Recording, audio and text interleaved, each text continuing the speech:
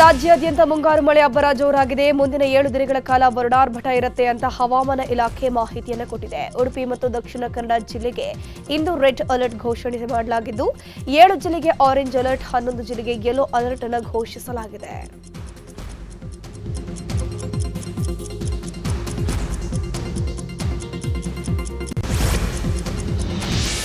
ಬೆಂಗಳೂರಿನಲ್ಲಿ ನಿನ್ನೆ ಸಂಜೆ ಮಳೆ ಅಬ್ಬರಿಸಿದೆ. ನಗರದ ಹಲವೆಡೆ ಮಳೆ ಆಗಿದ್ದು ಸವಾರರು ಪರದಾಟವನ್ನು ಮಾಡಿದರು. Corporation, KR circle, KR market, Majestic, Rajajinagar, Vijayanagar, Hoodi, Whitefield ಸೇರಿದಂತೆ ಯಶವಂತಪುರ ಸೇರಿ ಹಲವೆಡೆ ಮಳೆ ಆಗಿದೆ. ಇತ್ತ ಬೆಂಗಳೂರಿನ ಬಸವನಗುಡಿಯ ರಾಮಕೃಷ್ಣ ಆಶ್ರಮದ ಬಳಿ ಮರ ಬಿದ್ದು ಕಾಂಪೌಂಡ್ ಕುಸಿದು 3 ಗಂಭೀರ ಗಾಯವಾಗಿದೆ. ಕಾಂಪೌಂಡ್ ಪಕ್ಕದಲ್ಲಿದ್ದಂಥ ಬಸ್ ನಿಲ್ದಾಣ ಕೂಡ ನೆಲಸಮ ಆಗಿದ್ದು ಪಕ್ಕದಲ್ಲೇ ನಿಂತಿದ್ದಂಥ ಸುಮಾರು 15 ಮಂದಿ ಪ್ರಾಣಾಪಾಯದಿಂದ ಗ್ರೇಟ್ ಎಸ್ಕೇಪ್ ಆಗಿದ್ದಾರೆ. ಕಾಂಪೌಂಡ್ ಕುಸಿದು ಬಿದ್ದಿದ್ದರಿಂದ 4 ಗಾಡಿಗಳು ಜಖಂಗೊಂಡಿವೆ. ಸಂಜೆ ಸುರಿದಂಥ ಮಳೆಯಿಂದಾಗಿ ಇನ್ಫ್ಯಾಂಟ್ರಿ ರಸ್ತೆಯಲ್ಲಿ ಬೃಹತ್ ಮರವೊಂದು ಉರುಳಿ ಬಿದ್ದಿದೆ. ಜಯನಗರ್ಗೆ ಹೋಗೋಕ್ಕೆ ಬಂತಾ ಇದ್ದೀನಿ. ಸಡನ್ ಇಲ್ಲಿ ಮಳೆ ಬಂತು ಜಾಸ್ತಿ. ಇದು ಬಸ್ ಸ್ಟಾಪ್ನಲ್ಲಿ ನಿಲ್ಲಿಸಿದೆ.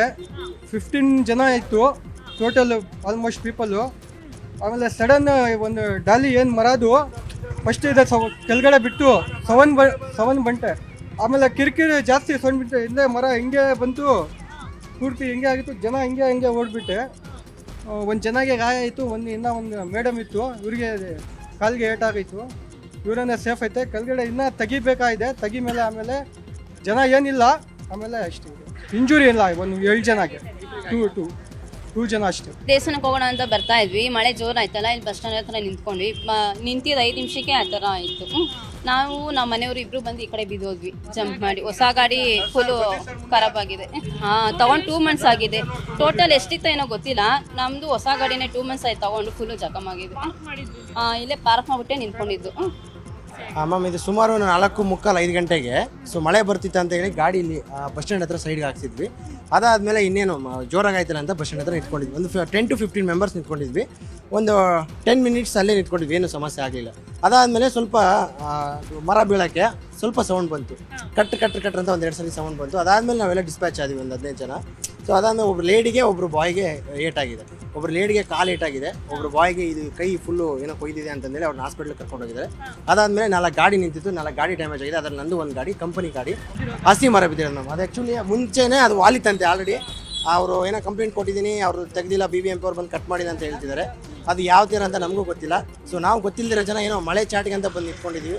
ಸೊ ಫಸ್ಟ್ ಇದು ಪಬ್ಲಿಕ್ಗೋಸ್ಕರ ತೊಂದರೆ ಆಗಿದೆ, ಇದನ್ನ ಆದಷ್ಟು ಬೇಗ ಕ್ಲಿಯರ್ ಮಾಡ್ತೀನಿ. ನಾನು ಜಯನಗರ್ಗೆ ಹೋಗೋಕ್ಕೆ ಸಂಜೆ ಸುರಿದಂಥ ಮಳೆಯಿಂದಾಗಿ ಇನ್ಫ್ಯಾಂಟ್ರಿ ರಸ್ತೆಯಲ್ಲಿ ಬೃಹತ್ ಮರವೊಂದು ಉರುಳಿ ಬಿದ್ದಿದೆ. ರಸ್ತೆಗೆ ಅಡ್ಡಲಾಗಿ ಮರ ಬಿದ್ದ ಪರಿಣಾಮ ಕೆಲ ಕಾಲ ಸಂಚಾರ ಅಸ್ತವ್ಯಸ್ತವಾಗಿತ್ತು. ಸ್ಥಳಕ್ಕೆ ದೌಡಾಯಿಸಿದಂಥ ಸಂಚಾರಿ ಪೊಲೀಸರು ರಸ್ತೆ ಬಂದ್ ಮಾಡಿ ಮರ ತಿರುವು ಮಾಡಿದ್ದಾರೆ.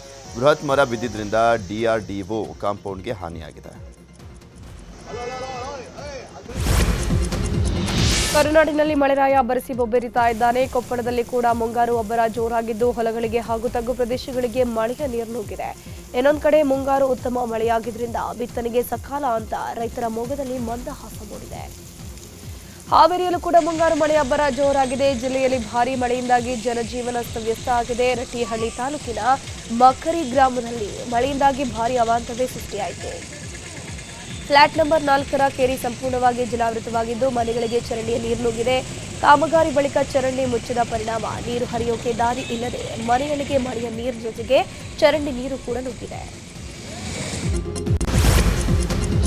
ವಿಜಯನಗರದ ಹೊಸಪೇಟೆಯಲ್ಲಿ ಧಾರಾಕಾರ ಮಳೆ ಆಗಿದೆ. ಹೊಸಪೇಟೆ ನಾನಾ ಕಡೆ ಮಳೆ ನೀರಿನಿಂದ ರಸ್ತೆಗಳು ಕೆರೆಯಂತಾಗಿದೆ. ಮತ್ತೊಂದು ಕಡೆ ಬಿಸಿಲಿನ ಬೇಗೆಯಿಂದ ಕಂಗೆಟ್ಟಿದ್ದಂಥ ಜನರಿಗೆ ಮಳೆರಾಯ ತಂಪೆತ್ತಿದ್ದಾನೆ. ಚಿತ್ರದುರ್ಗ ಜಿಲ್ಲೆಯ ಹಲವೆಡೆ ಧಾರಾಕಾರ ಮಳೆಯಾಗಿದೆ. ಗಾಳಿ ಸಹಿತ ರಾತ್ರಿ ಸುರಿದಂಥ ಮಳೆಯಿಂದ ಹಲವೆಡೆ ವಿದ್ಯುತ್ ವ್ಯತ್ಯಯವಾಗಿ ಜನಜೀವನ ಅಸ್ತವ್ಯಸ್ತವಾಗಿದೆ. ಇನ್ನು ಜಿಲ್ಲೆಯಲ್ಲಿ ಬೇಸಿಗೆ ಬಿಸಿಲಿಗೆ ಬಳಲಿ ಬೆಂಡಾಗಿದ್ದಂಥ ಭೂಮಿಗೆ ಮಳೆರಾಯ ಸುರಿದು ತಂಪೆತ್ತಿದ್ದಾನೆ. ರೈತರ ಮೊಗದಲ್ಲಿ ಮಂದಹಾಸ. ರಾಜ್ಯದ ಹಲವೆಡೆ ಮಳೆ ಅಬ್ಬರಿಸ್ತಾ ಇದ್ರೆ ಬರದನಾಡು ಚಿಕ್ಕಬಳ್ಳಾಪುರ ಜಿಲ್ಲೆಯಲ್ಲಿ ಮಾತ್ರ ಮಳೆ ಮಾಯವಾಗಿದೆ. ಹೀಗಾಗಿನೇ ಬಿಜೆಪಿಯ ಜಿಲ್ಲಾಧ್ಯಕ್ಷ ಸೀಕಲ್ಲು ರಾಮಚಂದ್ರೇಗೌಡ ಮಳೆಗಾಗಿ ಚಂಡಿಕಾ ಹೋಮ ಹವನ ನಡೆಸಿದರು. ಚಿಂತಾಮಣಿ ತಾಲೂಕಿನ ಸೀಕಲ್ಲು ಗ್ರಾಮದಲ್ಲಿ ಮಳೆಗಾಗಿ ಸತ್ಯನಾರಾಯಣ ಪೂಜೆ, ಹೋಮ ಹವನ ಹಾಗೂ ಚಂಡಿಕಾ ಯಾಗವನ್ನು ನಡೆಸಲಾಯಿತು. ಪೂಜೆಯಲ್ಲಿ ಹ್ಯಾಟ್ರಿಕ್ ಹೀರೋ ಶಿವರಾಜ್ ಕುಮಾರ್, ಗೀತಾ ಶಿವರಾಜ್ ಕುಮಾರ್, ಮಾಜಿ ಶಾಸಕ ಜಿಟಿ ದೇವೇಗೌಡ ಸೇರಿದಂತೆ ಹಲವು ಗಣ್ಯರು ಭಾಗಿಯಾಗಿದ್ದರು.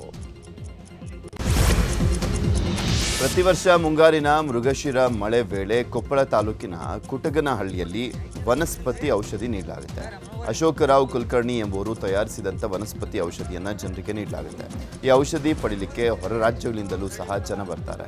ಇದು ಸಂಜೆ 7:39ಕ್ಕೆ ಮೃಗಶಿರ ಮಳೆ ಶುರುವಾಗಲಿದ್ದು, ಈ ವೇಳೆ ಔಷಧಿ ಪಡೀಲಿಕ್ಕೆ ಹೆಚ್ಚು ಜನ ಬರಲಿದ್ದು ಕುಟಗನಹಳ್ಳಿಯಲ್ಲಿ ಬಿಗಿ ಭದ್ರತೆ ಒದಗಿಸಲಾಗಿದೆ. ರಾಜ್ಯಸಭಾ ಮತ್ತು ವಿಧಾನ ಪರಿಷತ್ಗೆ ಅಭ್ಯರ್ಥಿಗಳನ್ನು ಬಿಜೆಪಿ ಅನೌನ್ಸ್ ಮಾಡಿದೆ. ಇವತ್ತು ನಾಮಪತ್ರ ಸಲ್ಲಿಕೆಗೆ ಕೊನೆ ದಿನವಾಗಿದ್ದು ತಡರಾತ್ರಿ ಬಿಜೆಪಿ ಅಭ್ಯರ್ಥಿಗಳನ್ನು ಪ್ರಕಟಗೊಳಿಸಲಾಗಿದೆ. ರಾಜ್ಯಸಭೆಗೆ ಡಾಕ್ಟರ್ ಎಂ ನಾಗರಾಜ್ ಹಾಗೂ ವಿಧಾನ ಪರಿಷತ್ಗೆ ಲಿಂಗರಾಜ್ ಪಾಟೀಲ್ ಮತ್ತು ರಾಘವ್ ಕೌಟಿಲ್ಯ ಅವರನ್ನು ಬಿಜೆಪಿ ಕಣಕ್ಕಿಳಿಸಿದೆ. ವಿಧಾನ ಪರಿಷತ್ ಚುನಾವಣೆಗೆ ಜೆಡಿಎಸ್ ಮೈತ್ರಿ 3ನೇ ಅಭ್ಯರ್ಥಿ ಕಣಕ್ಕಿಳಿಸಲಿಕ್ಕೆ ತೀರ್ಮಾನ ಮಾಡಲಾಗಿದೆ. ಜೆಡಿಎಸ್ ರಾಜ್ಯಾಧ್ಯಕ್ಷರಾಗಿರುವಂಥ ಕೇಂದ್ರ ಸಚಿವ ಎಚ್ ಡಿ ಕುಮಾರಸ್ವಾಮಿ ಜೆಡಿಎಸ್ ಶಾಸಕರೊಂದಿಗೆ ಸಭೆ ಮಾಡಿದರು. ಅಭ್ಯರ್ಥಿ ಯಾರು ಅಂತ ಇನ್ನೂ ಅಂತಿಮವಾಗಿಲ್ಲ. ವಿಧಾನ ಪರಿಷತ್ ಮಾಜಿ ಸದಸ್ಯ ಬಿಎಂ ಫಾರೂಕ್, ನಿವೃತ್ತರಾಗಲಿರುವಂಥ ಇಂಚರ ಗೋವಿಂದರಾಜು, ಹಾಗೆ ಜೆಡಿಎಸ್ ಮಹಿಳಾ ಘಟಕದ ರಾಜ್ಯಾಧ್ಯಕ್ಷೆ ರಶ್ಮಿ ರಾಮೇಗೌಡ ಅವರ ಪತಿ ರಾಮೇಗೌಡ ಸೇರಿದಂತೆ 4 ಆಕಾಂಕ್ಷಿಗಳಿದ್ದಾರೆ.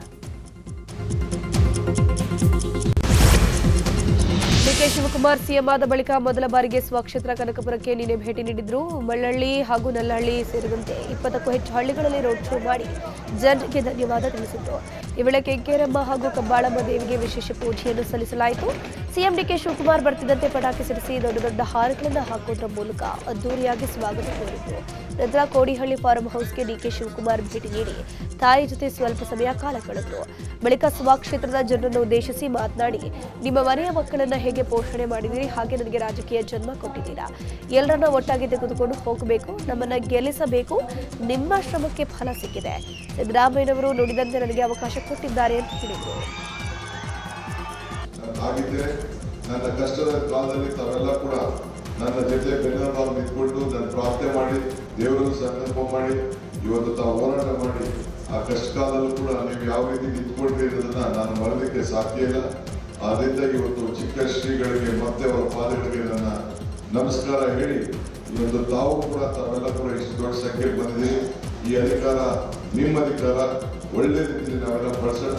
ಒಳ್ಳೆ ರೀತಿ ತಾವೆಲ್ಲ ಯಾವಾಗಲೂ ಕೂಡ ಈ ಕನಕಪುರದ ಗೌರವವನ್ನು ಕಾಪಾಡೋಕ್ಕೆ ಒಟ್ಟಿಗೆ ಸೇರಿ ಕೆಲಸ ಮಾಡೋಣ ಆಗಿದ್ದರೆ ನನ್ನ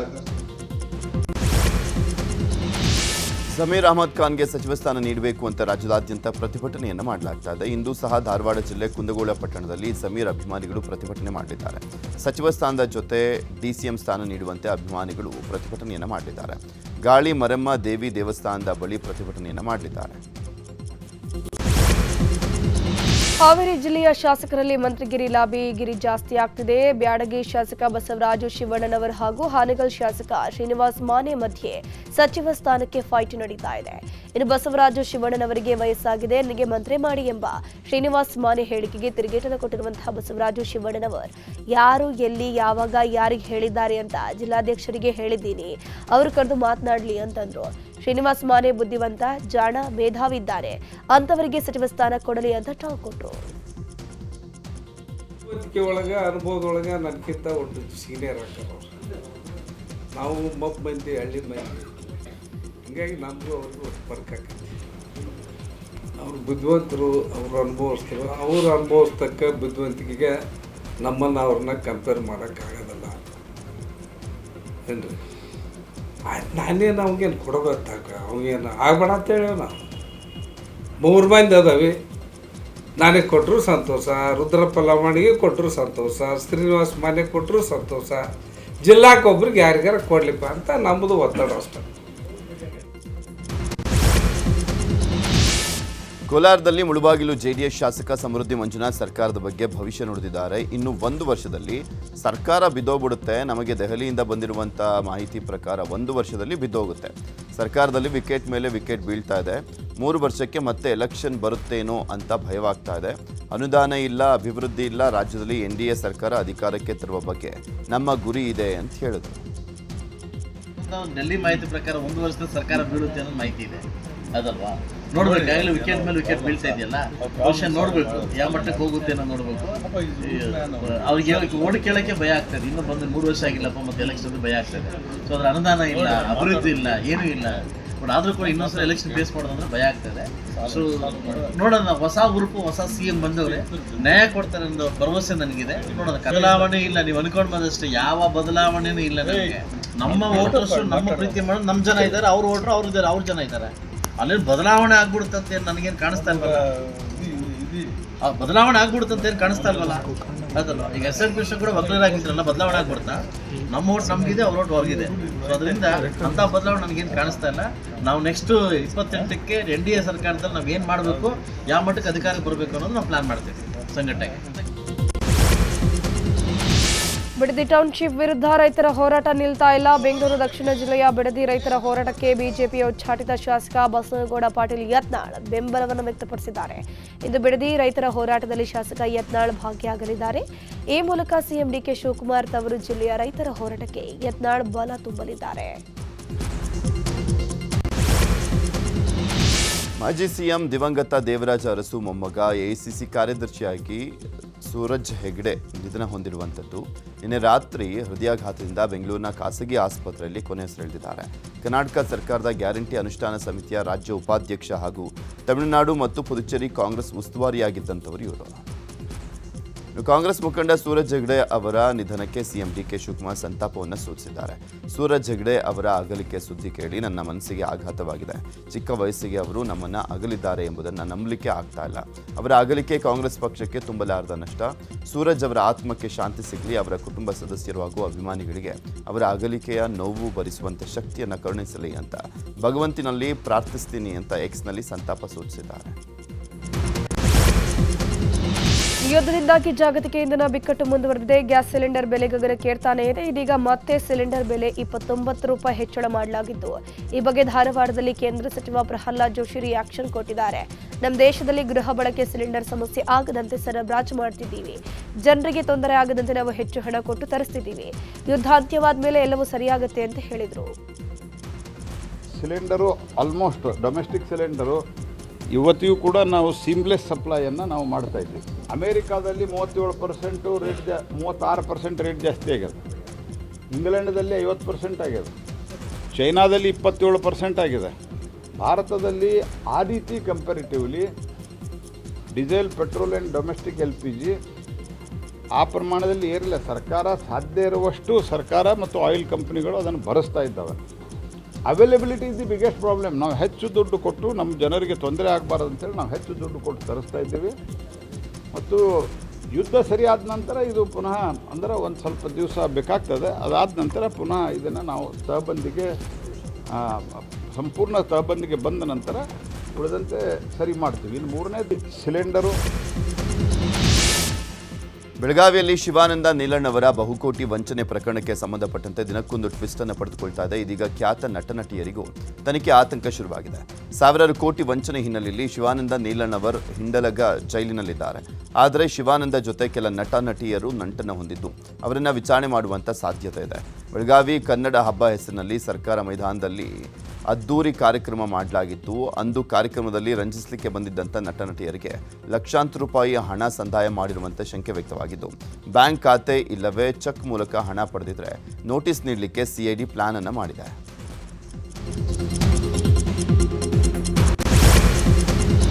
ಕೋಟ್ಯಾಂತರ ಠೇವಣಿ ಹಣ ದುರುಪಯೋಗದ ಆರೋಪ ಹಿನ್ನೆಲೆಯಲ್ಲಿ ಬೆಳಗಾವಿ ಆದಿತ್ಯರಾಜ್ ಕ್ಯಾಪಿಟಲ್ ಮೇಲೆ ಅಧಿಕಾರಿಗಳು ರೈಡ್ ಮಾಡಿದ್ರು. ಚಿಲಕವಾಡಿ ಪೊಲೀಸ್ ಠಾಣೆಯಲ್ಲಿ ಈ ಕುರಿತಂತೆ ದೂರು ಕೂಡ ದಾಖಲಾಗಿದೆ. ಸದ್ಯ ಸಂಸ್ಥೆಯ ಸಿಇಒ ಬಾಲರಾಜ್ ಮಾನೆ ವಿಡಿಯೋ ಹೇಳಿಕೆಯನ್ನು ರಿಲೀಸ್ ಮಾಡಿದ್ದು, ನಾವು ಯಾವುದೇ ನಿಯಮಗಳನ್ನು ಉಲ್ಲಂಘನೆ ಮಾಡಿಲ್ಲ. ನಿಮ್ಮ ಬೆವರಿನ ಹಣ ನಮ್ಮ ಬಳಿ ಇದೆ. TDS ಕಟ್ ಮಾಡಿದ ನಂತರವೇ ನಾವೆಲ್ಲರಿಗೂ ಕೂಡ ಶೇರಿಂಗ್ ಅಮೌಂಟ್ ಅನ್ನು ಹಾಕಿದ್ದೀವಿ. ಈ ಕಾನೂನು ಸಂಘರ್ಷದಲ್ಲಿ ಗೆದ್ದು ಮತ್ತೆ ಆದಿತ್ಯರಾಜ್ ಕಂಪನಿಗೆ ಜಯ ಸಿಗಲಿ ಅಂತಂದ್ರು. आदित्यराज कैपिटल की तरफ से मैं आप सबको एक मैसेज देना चाहता हूँ. ये हमारी एक लीगल बैटल है जहाँ पे हमने किसी भी कंप्लाइंस का और किसी भी लॉस का डाइल्यूशन नहीं किया हुआ है. ये टोटली हमारा portfolio management, business participation, profit sharing का कॉन्सेप्ट था और इस कॉन्सेप्ट के तहत हम एक बिजनेस मॉडल को चला रहे थे.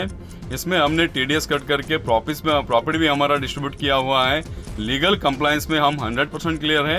ये लीगल बैटल अभी कोर्ट के तरीके से हम जीत लेंगे, उसमें कोई भी दो राय नहीं है.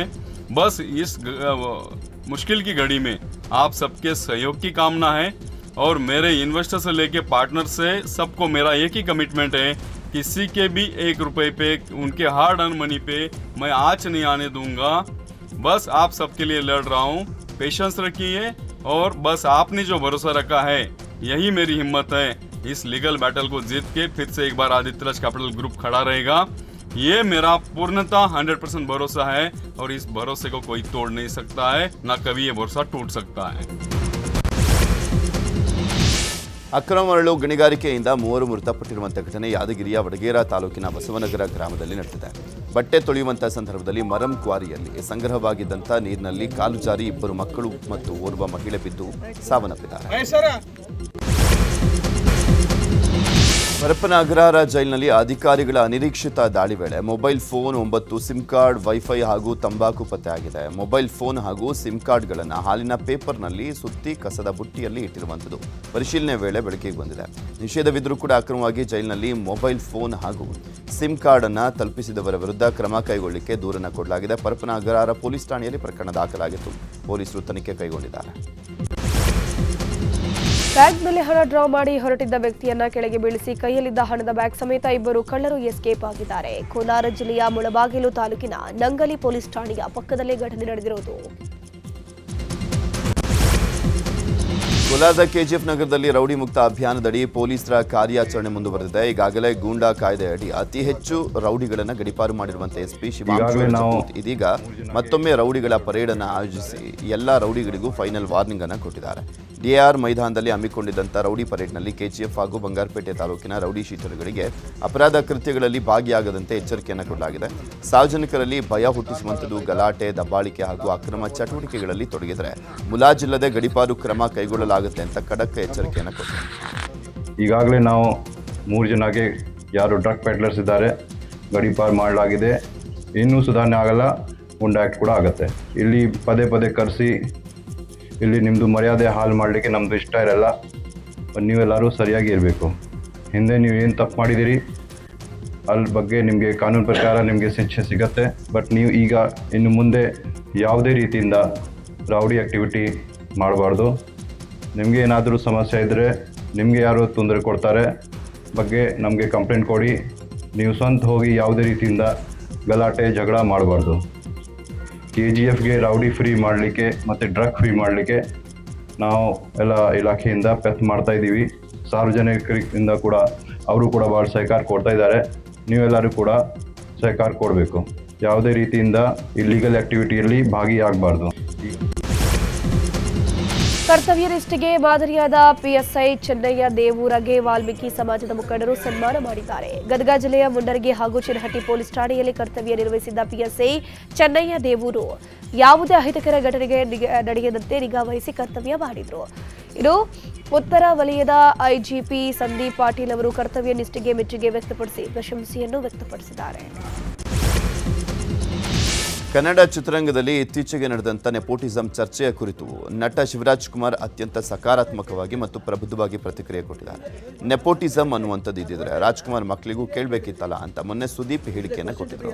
ಈ ಬಗ್ಗೆ ಸ್ವತಃ ನಟ ಶಿವರಾಜ್ ಕುಮಾರ್ ರಿಯಾಕ್ಟ್ ಮಾಡಿದ್ದು, ಸುದೀಪ್ ಅವರಿಗೆ ಆ ಪ್ರಶ್ನೆ ಕೇಳಿದ್ದೇ ತಪ್ಪು. ಎಲ್ಲ ಮನುಷ್ಯ ಕನಸು ಕಾಣ್ತಾನೆ, ಇವ್ರ ಮಕ್ಕಳು ಅವ್ರ ಮಕ್ಕಳೇ ಕನಸು ಕಾಣಬೇಕು ಅಂತೇನಿಲ್ಲ. ಎಲ್ಲ ಮನುಷ್ಯರಿಗೂ ಏನಾದರೂ ಮಾಡಬೇಕು ಅನ್ನುವಂಥ ಹಂಬಲ ಇದ್ದೇ ಇರುತ್ತೆ, ಅದನ್ನೆಲ್ಲ ಸ್ವಾಗತಿಸಬೇಕು ಅಂತ ಹೇಳಿದ್ರು. ನಾನೇನು ಹೇಳಿದ್ದು, ಯಾಕೆ ತೊಗೊಂಡಿದ್ದು ಅಂದರೆ, ನನಗಿಲ್ಲಿ ಆ ಮನೆ ಈ ಮನೆ ಅಂತ ತೊಗೊಳೋದಿಲ್ಲ. ಅವ್ರು ನಮ್ಗೆ ಭಾಳ ಬೇಕಾದವು. ಅರ್ಥಾತ್ ನಾನು ತುಂಬ ಪ್ರೀತಿಯಿಂದ ಶಿವಣ್ಣ ಅನ್ನೋದು. ಈಗ ಶಿವಣ್ಣನ ನೀವು ನೆಪೋಟಿಸಮ್ ಅಂತ ಹೇಳ್ತೀರೋ, ಕಲೆ ಅಂತೀರೋ, ಅಪ್ಪುನ ಕಲೆ ಅಂತೀರೋ, ನೆಪೋಟಿಸಮ್ ಅಂತೀರೋ, ಎರಡು ಭಾಳ ಅತ್ಯುತ್ತಮವಾದಂಥ ಪ್ರತಿಭೆಗಳವು.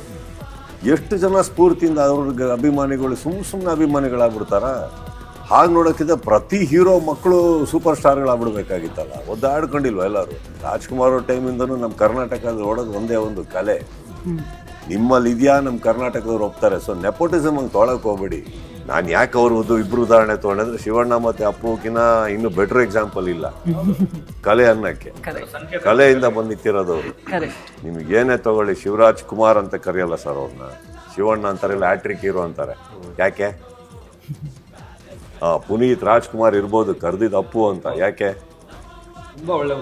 ಮತ್ತೆ ನಾನು ಅದಕ್ಕೆ ಹೇಳಿದ್ದು, ಅಲ್ಲಿ ಏನೇ ಇದ್ರೂ ಅವ್ರು ಬೆಳ್ಕೊಂಬಂದಿರೋದನ್ನ ನಾನೇನು ನೆಪೋಟಿಸಮ್ ಅನ್ನೋ ಪ್ರಶ್ನೆ ನಮ್ಮ ಪತ್ರಕರ್ತರು ಕೇಳಿದ್ದಕ್ಕೆ ನೆಪೋಟಿಸಮ್ ಅನ್ನೋದನ್ನ ನೀವು ಶಿವಣ್ಣ ಅವ್ರಿಗೆ ಅಪ್ಪ ಅವ್ರಿಗೆ ಯಾಕೆ ಕೇಳಿಲ್ಲ ಅಂತ ಒಂದು ಮಾತು ನೀವ್ಯಾಕೆ ಕೇಳಿದ್ರಿ ಅದನ್ನ? ಒಂದು ನಿಮಿಷ, ಬಂದೆ ನಾನು ನೋಡಿದೆ ಅದನ್ನ. ನೀವ್ಯಾಕೆ ಕೇಳಿದ್ರಿ? Is it a question to be asked? Not necessary. ಎಲ್ಲ ಮನುಷ್ಯನು ಕನ್ಸು ಕಾಣ್ತಾನೆ. ಇವ್ರ ಮಕ್ಳು ಅವ್ರ ಮಕ್ಳೇ ಕನ್ಸು ಕಾಣ್ಬೇಕಂತಲ್ಲ, ಎಲ್ಲ ಮಕ್ಳು ಕಾಣ್ಬೋದು, ನೀವು ಕಾಣ್ಬೋದು. ನೆಪೋಟಿಸಮ್